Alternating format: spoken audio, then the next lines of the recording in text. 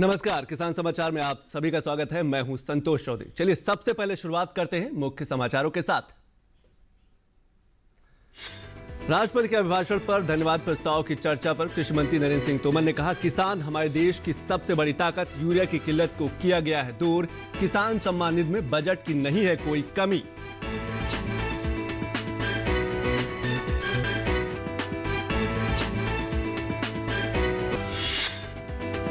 केंद्र सरकार द्वारा लाए गए कृषि सुधार कानूनों को लेकर सुप्रीम कोर्ट द्वारा गठित विशेषज्ञ समिति की दिल्ली में चल रही है बैठक। समिति निर्धारित समय 12 मार्च तक सर्वोच्च न्यायालय को सौंप देगी अपनी रिपोर्ट।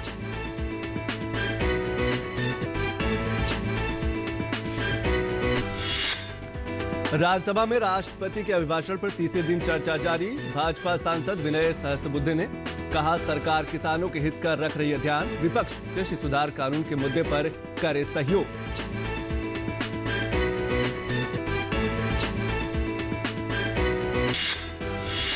और देश भर में खरीफ विपणन सत्र 2020-21 के दौरान न्यूनतम समर्थन मूल्य का क्रियान्वयन।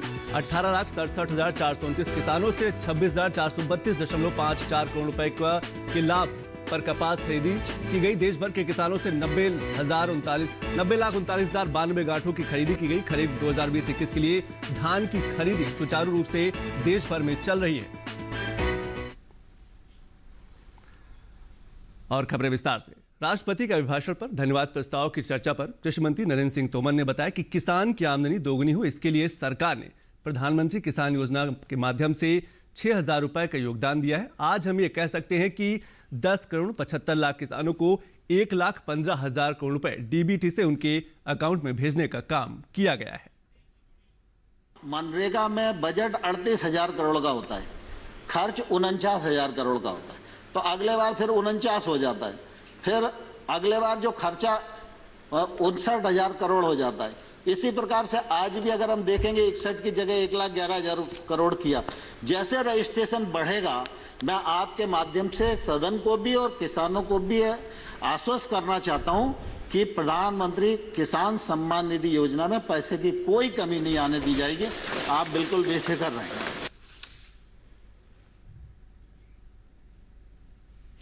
कृषि मंत्री नरेंद्र सिंह तोमर ने कहा कि पहले किसानों को यूरिया की कमी का सामना करना पड़ता था, लेकिन अब हमारी सरकार ने यूरिया की कमी को दूर कर दिया है। पानी के समय हमेशा होती थी। आप भी नीम कोटिंग करना चाहते थे, लेकिन उस समय नहीं हो पाया। लेकिन नीम कोटिंग किया, उसके कारण फर्टिलाइजर की उपलब्धता बढ़ी, सूक्ष्म सिंचाई की दृष्टि से रकबा बढ़ा। छोटे छोटे किसान 300 की 500 की संख्या में मिलकर एक एफपीओ के साथ जुड़े तो उनका रकबा भी बढ़ेगा, उनका उत्पादन भी बढ़ेगा, वो टेक्नोलॉजी से भी जुड़ सकेंगे और उनके उत्पादन का वॉल्यूम भी ज़्यादा होगा, तो वो अपने उत्पादन का वाजिब मूल्य के लिए बार्गेनिंग भी कर सकेंगे। इसलिए एफपीओ का एक बड़ा संसार खड़ा करने का काम इस देश में हम लोग कृषि के क्षेत्र में आरंभ कर रहे हैं। केंद्रीय कृषि मंत्री ने कहा कि भारत सरकार कानूनों में किसी भी संशोधन के लिए तैयार है। इसके मायने ये नहीं लगाए जाने चाहिए कि कृषि कानूनों में कोई गलती है। पूरे एक राज्य में लोग गलतफहमी का शिकार हैं। किसानों को इस बात के लिए बरगलाया गया है कि ये कानून आपकी जमीन ले जाएगा। भारत सरकार नरेंद्र मोदी जी का नेतृत्व पूरी तरह किसानों के प्रति प्रतिबद्ध है, किसानों के प्रति समर्पित है। किसान आंदोलन के लिए हम लोगों ने लगातार उनको सम्मान देने की कोशिश की है। 12 बार ससम्मान बुलाकर बातचीत की है। एक शब्द भी हमने उनके बारे में इधर उधर नहीं बोला, संवेदनशीलता के साथ विचार किया है। लेकिन हमने ये जरूर कहा है कि आप प्रावधान में कहाँ गलती है, विनम्रता पूर्वक हमारा ध्यान आकर्षित करिए। हमने जो उनकी भावना के अंतर्गत जिन बिंदुओं को चिन्हित किया जा सकता था, उनको भी चिन्हित करके बताया कि हमको आपकी लगती है कि आपको यह शंका है कि एपीएमसी खत्म हो जाएगी, तो हम इस पर विचार करते हैं। एपीएमसी खत्म नहीं होगी।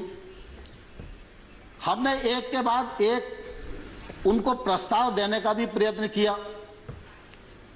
लेकिन मैंने साथ में यह भी कहा कि अगर हम भारत सरकार किसी भी संशोधन के लिए तैयार है, इसके मायने ये नहीं लगाना चाहिए कि किसान कानून में कोई गलती है।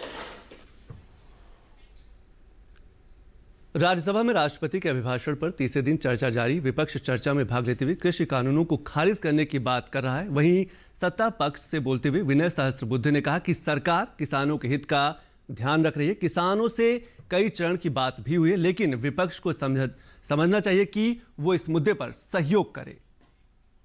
सारे किसान नेता हमारे आदरणीय नेता है। 11-12 बार हमारे मंत्री महोदय ने उनके साथ बातें की। अभी भी बातों के लिए हम तैयार हैं, मगर इसका मतलब यह नहीं कि आप भी थोड़ा लचीलापन न दिखाए।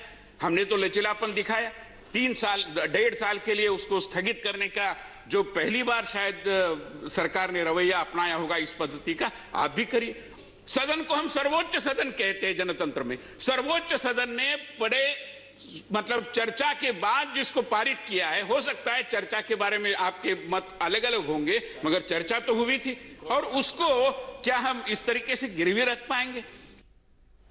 उन्होंने आगे कहा कि विश्व समुदाय को आगे लेकर हमारे प्रधानमंत्री आगे बढ़ रहे हैं। मोदी जी ने पहली बार ICCR की समीक्षा की। हमने दूसरे देशों के साथ टेक्सटाइल कला के माध्यम से दूसरे देशों के साथ संबंध भी बना रहे हैं। इसके साथ ही कश्मीर के सेब उत्पादकों के लिए भी मोदी सरकार ने काफी कुछ प्रयास किए हैं। मैं बताना चाहता हूं कि जम्मू कश्मीर के अंदर विशेष रूप में जिस पद्धति से वहां के सेब के व्यापार को नाफेड से जोड़कर वहां के किसानों को उनकी आय बढ़ाने की दृष्टि से हमने काफी कुछ नए जो प्रयास किए हैं, उसके बारे में भी मैं मानता हूं कि सदन को अवगत होना चाहिए। और देश भर में अलग अलग राज्यों में खरीफ विपणन सीजन के तहत धान की खरीदी की जा रही है, ताकि किसानों को MSP का सीधे तरीके से उनको फायदा पहुंचाया जा सके। अलग अलग राज्य उसमें शामिल किए गए हैं। खरीफ विपणन सत्र 2020-21 के दौरान देश भर में समर्थन मूल्य से खरीदी की जा रही है। इसमें जो आंकड़े निकल के आ रहे हैं, प्रतिदिन केंद्रीय कृषि मंत्रालय आंकड़े जारी करता है। खरीफ विपणन सत्र 2020-21 के दौरान न्यूनतम समर्थन मूल्य का क्रियान्वयन किया जा रहा है, ताकि किसानों को लाभ पहुंचाया जा सके।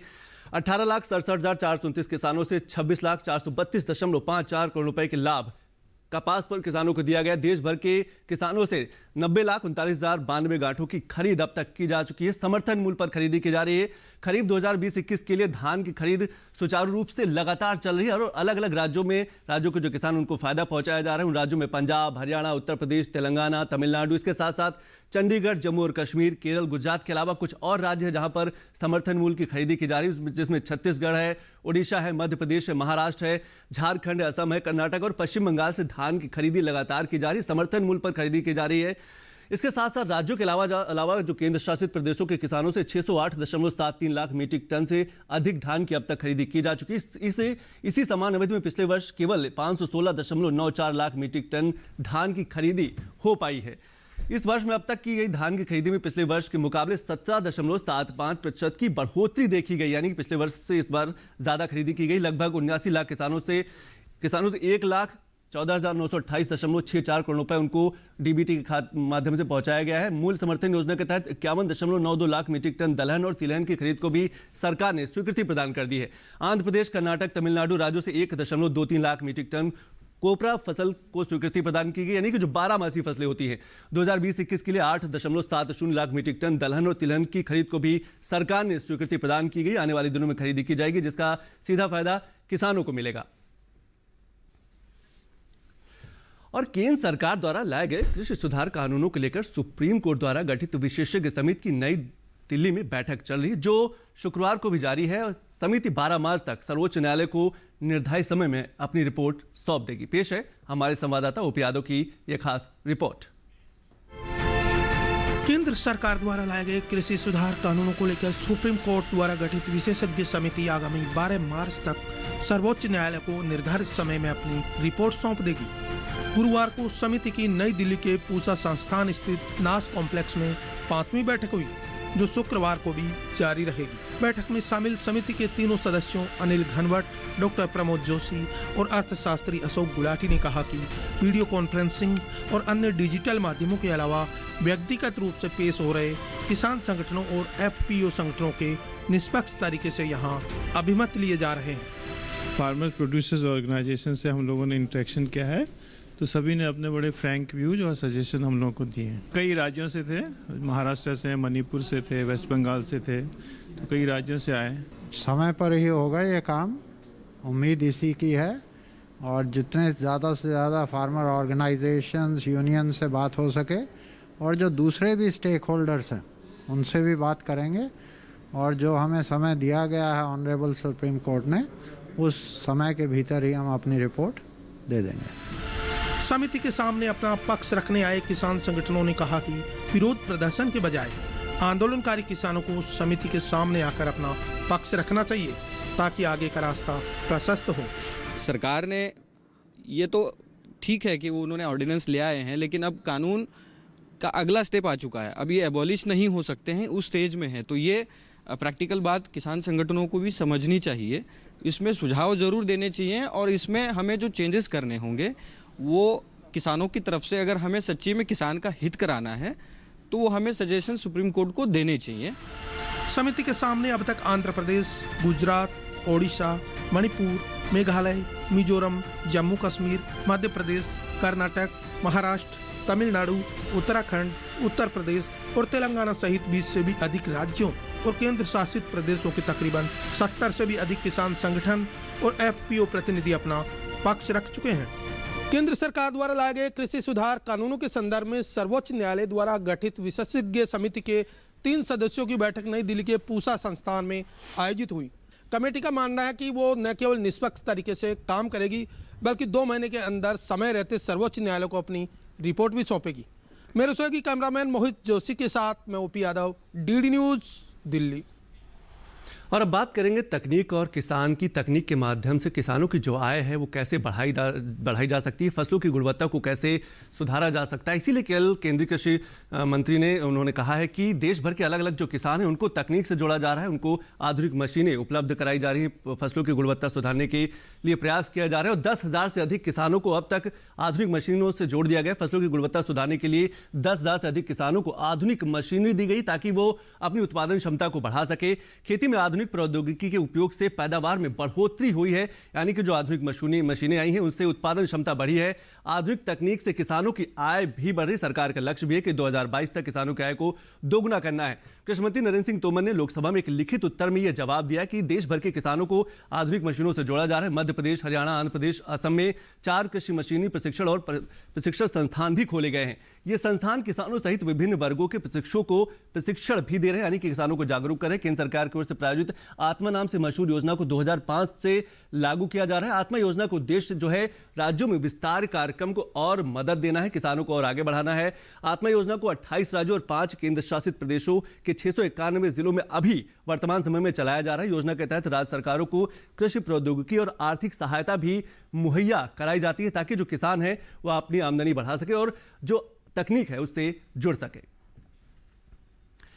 और केंद्रीय पशुपालन, डेयरी एवं मत्स्य पालन मंत्रालय के सचिव अतुल चतुर्वेदी ने आम बजट 2021-22 की तारीफ करते हुए कहा कि इस बार के बजट में मंत्रालय से जुड़े क्षेत्रों में 34% की बढ़ोतरी किया गया है। प्रधानमंत्री मत्स्य संपदा योजना में 42% की बढ़ोतरी की गई है। इस प्रकार इसका बजट अब 1000 करोड़ रुपए हो गया है। हमारे इस सेक्टर में अनप्रेसिडेंटेड बजट इस साल मिला है, जो पहले कभी इतना अमाउंट दिया नहीं गया आज तक। तो करीब टोटल जो इंक्रीज़ है वो 34% की है इस सेक्टर में जो बजट अनाउंसमेंट है। और प्रधानमंत्री मत्स्य संपदा योजना में 42% से ज़्यादा का इंक्रीज़ हुआ है पिछले साल के मुताबिक। तो 700 करोड़ का जो बजट है प्रधानमंत्री मत्स्य संपदा का इस साल का, करंट ईयर का, वो बजट अनाउंसमेंट में 1000 करोड़ हो गया है। और सूचना एवं प्रसारण मंत्री ने कहा कि टूल किट का मामला बेहद गंभीर है। उन्होंने कहा कि साफ होता है कि कुछ विदेशी ताकतें भारत को बदनाम करने की साजिश कर रही हैं। दिल्ली पुलिस ने जानकारी दी है कि किसान आंदोलन को लेकर गूगल टूल किट की मदद से फैलाई जा रही भ्रामक जानकारियों के खिलाफ भी FIR दर्ज किया गया है। जो टूल किट का मामला है वो बहुत गंभीर है और साफ होता है कि कुछ ताकतें, विदेशी ताकतें भारत को बदनाम करने की साजिश कर रहे हैं। तो इस पर जरूर हम बाद में प्रतिक्रिया देंगे। और अब बात करेंगे सिंचाई के विस्तार की। नाबार्ड ने सूक्ष्म सिंचाई कोष का गठन किया। इसके माध्यम से देश भर में सिंचाई का जो रकबा है वो लगातार बढ़ाया जा रहा है ताकि किसानों को इसका लाभ मिल सके। इसके तहत नाबार्ड के तहत 5,000 करोड़ रुपए की प्रारंभिक पूंजी के तहत एक कोष का गठन किया गया है। नाबार्ड के तहत 5,000 करोड़ रुपए की प्रारंभिक पूंजी के साथ सूक्ष्म सिंचाई कोष का गठन किया गया। इसका उद्देश्य है कि सिंचाई जो रकबा है वो बढ़ाया जा सके। MIF में 5,000 करोड़ रुपए और डालकर इसे दोगुना करने का प्रस्ताव भी है, यानी कि जहां पर सिंचाई की समस्या है वहां पर सिंचाई को विस्तार दिया जाएगा। देश के सभी राज्यों में साल 2015-16 से एक केंद्रीय प्रायोजित योजना पर ड्रॉप मोर क्रॉप का क्रियान्वयन लगातार किया जा रहा है। यह प्रधानमंत्री कृषि सिंचाई योजना का ही एक घटक है। पर ड्रॉप मोर क्रॉप के माध्यम से किसानों को जागरूक किया जा रहा है। यह योजना खेत के स्तर पर सूक्ष्म सिंचाई, ड्रिप एवं स्प्रिंकलर सिंचाई प्रणालियों पर केंद्रित है, यानी कि कम सिंचाई से लोग खेती करें। देश में साल 2015-16 से लेकर अब तक 52.93 लाख हेक्टेयर क्षेत्र को सूक्ष्म सिंचाई के दायरे में लाया गया है। सूक्ष्म सिंचाई के पूरक को लेकर 4.84 लाख सूक्ष्म स्तरीय जल संवर्धन भंडारण संरचनाओं का अब तक निर्माण कराया जा चुका है। सूक्ष्म सिंचाई का कवरेज राष्ट्रीय प्राथमिकताओं को प्राप्त करने के लिए एक प्रासंगिक है ताकि किसान सिंचाई के प्रति संवेदनशील हो सके। ये सभी प्रयास कृषि में जल उपयोग क्षमता को बढ़ाने के लिए सूक्ष्म सिंचाई का गहन प्रसार करने का एक प्रयास है। वर्तमान में सूक्ष्म सिंचाई कोष के तहत आंध्र प्रदेश, गुजरात, तमिलनाडु, हरियाणा जैसे राज्यों को 3,970.17 करोड़ रुपए का ऋण भी दिया जा चुका है। इनके माध्यम से 12.83 लाख हेक्टेयर क्षेत्र को सूक्ष्म सिंचाई के तहत लाया जाएगा, यानी कि जो सिंचाई का रकबा है वो बढ़ाया जाएगा।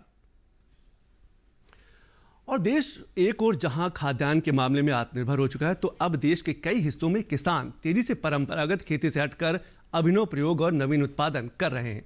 परंपरागत खेती से अलग एक ऐसा ही प्रयोग है ड्रैगन फ्रूट की खेती, जिसमें न केवल अधिक मुनाफा है बल्कि परंपरागत खेती से कम मेहनत भी है। आइए देखते हैं कि कैसे गुजरात के कच्छ में खेती की इस नई पहल से नई राह दिखा रहे हैं हमारे अन्नदाता।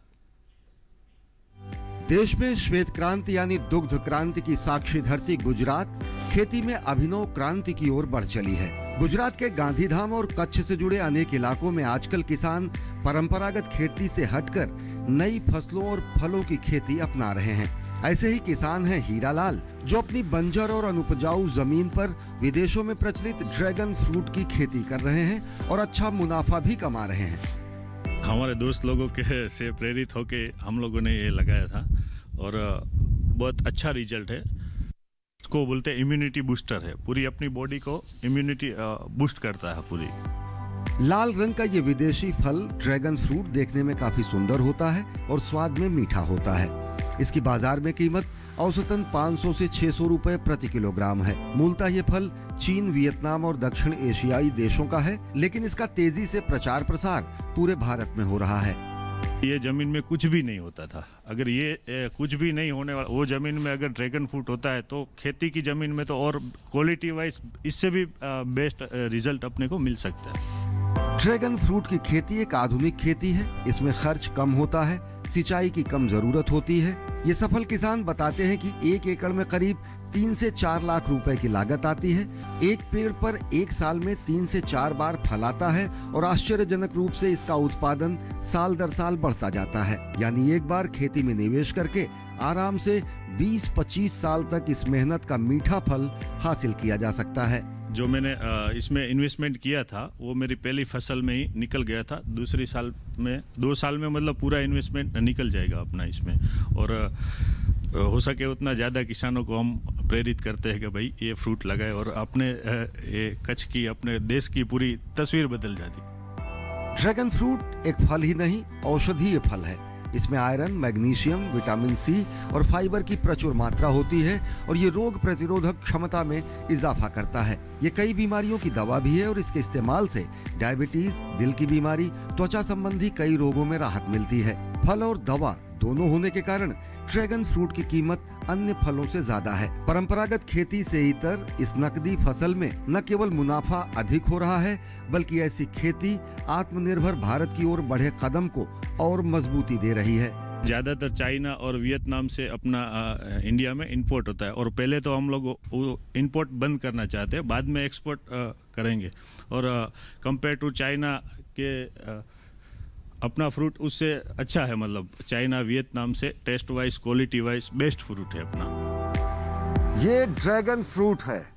अगर सीमा पर हमारे जवान ड्रैगन की चालबाजियों का मुंहतोड़ जवाब दे रहे हैं, तो यहां हमारे किसान दिन रात मेहनत करके इस ड्रैगन फ्रूट यानी कमलम को आप तक पहुंचाने के लिए कड़ी मेहनत कर रहे हैं।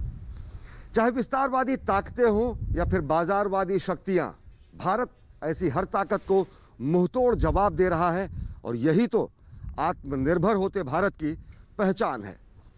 कैमरा पर्सन राजेश रिक्की के साथ अश्विनी कुमार मिश्र, डीडी न्यूज, गांधीधाम। तो देखा आपने कि जो जागरूक किसान हैं वो कैसे अपनी आय को दोगुना कर रहे हैं। समाचारों के लिए आज पहले से कहीं ज्यादा और सुलभ विकल्प लोगों के सामने हैं, लेकिन विश्वसनीयता की कसौटी पर पूरे तरीके से खरे नहीं उतरने के कारण ये विकल्प लोगों के जानने की जरूरत को पूरा नहीं कर पा रहे हैं। ऐसे में ऑल इंडिया रेडियो किस तरह लोगों की इस अनिवार्य जरूरत को पूरा कर रहा है, आइए देखते हैं इस खास रिपोर्ट में।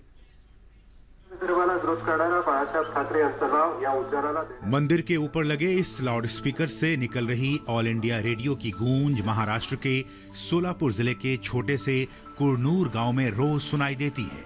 प्रचंड सूचना क्रांति और समाचार जानने के कई विकल्पों के बावजूद करीब 6000 लोगों के इस गांव में महिलाओं और बच्चों समेत सभी लोग अगर इस तरह रेडियो सुन रहे हैं तो जाहिर है इसकी ठोस वजहें भी होंगी। पिकाची नुकसान कशामध्ये होते। समाचार में हमें कृषि और पशुपालन से जुड़ी जानकारियां मिलती हैं, जिससे हमें काफी लाभ होता है। हम अपना काम करते करते समाचार सुनते हैं।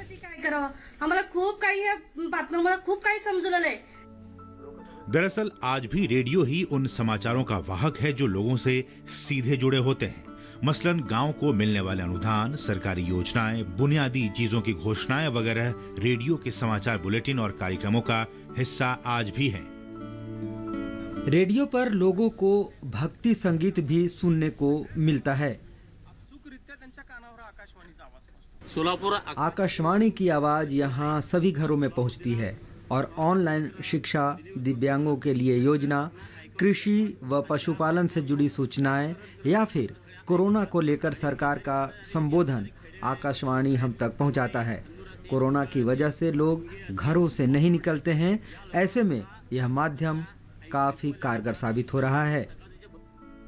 मंदिर ट्रस्ट के अध्यक्ष और पत्रकारिता से जुड़े मारुति बावड़े बताते हैं कि उनकी इस संकल्पना का इतना अच्छा नतीजा आएगा ये उन्होंने नहीं सोचा था। 2 साल पहले जब उन्होंने इसकी शुरुआत की थी तो उनका मुख्य उद्देश्य गलत खबरों से गांव वालों को बचाना था। हमारे पास समाचार पाने के कई सारे माध्यम हैं, लेकिन हम जो है हमारे गांव में सिर्फ आकाशवाणी और दूरदर्शन के जो न्यूज़ है उसके ऊपर ही निर्भर रहते हैं। उन के माध्यम से दिए जाने वाले जो न्यूज़ है वो सब सही रहते हैं, इसी प्रकार का विश्वास जो है हमारे ग्रामस्थ में है। समकालीन संचार माध्यमों में आए क्रांतिकारी तकनीकी बदलाव ने एक और जहां लोगों को कई तरह के विकल्प और कई नए माध्यम समाचार के लिए उपलब्ध करवाए हैं, लेकिन कहीं ना कहीं ये सारे जो बदलाव हैं यह विश्वसनीयता और वस्तुनिष्ठता की कसौटी पर खरे नहीं उतर पा रहे हैं। यही वजह है कि समाचार के लिए आज भी लोग ऑल इंडिया रेडियो और दूरदर्शन के ही मुरीद हैं। सोलापुर से अपने सहयोगी देवीदास पाठक के साथ मुंबई से मैं योगेश कुमार सीतल, दूरदर्शन समाचार, महाराष्ट्र। तो किसान समाचार में आज बस इतना ही। नमस्कार।